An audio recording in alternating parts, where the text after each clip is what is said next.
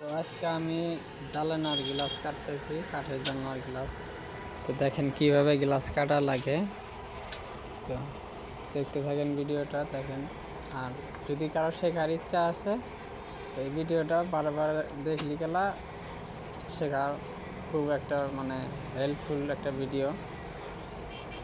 যদি কেউ শিখতে চান ভিডিওটা দেখে বাড়িতে টুকটাক গ্লাস নিজেরাই কাটা যাব, নিজেরাই কাটতে পারবেন। তো দেখেন, মূলত গ্লাস কাটার জন্য তোমার কনফিডেন্সটা বেশিরভাগ দরকার। আমি যদি পারি আপনি পারবেন না কি জন্যে?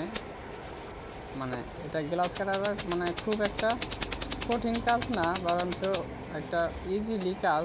কিন্তু মানুষে ভাবে যে এটা গ্লাস কাটাটা খুব কঠিন, কিন্তু অভিজ্ঞতা এটা গ্লাস কাটা খুব একটা সহজ কাজ। জাস্ট 3টে বস্তুর দরকার হয় গ্লাস কাটার জন্য: কলম, ফিতা আর তোমার মার্কার একটা লাগে। এটা অ্যাকচুয়ালি গ্লাস কাটা কলম হয়। এই 3টা বস্তু হলে গ্লাস ইজিলি কাটা যায় আর কি। দেখেন ফাইনালি কাটা শেষ। এখন দেখেন জানলাগুলো কীরকম দেখা যায়। তো যদি ভালো লাগে ভিডিওটা একটা লাইক দিবেন, আর পারলে শেয়ার করবেন যদি কারো কাটার দরকার হয়।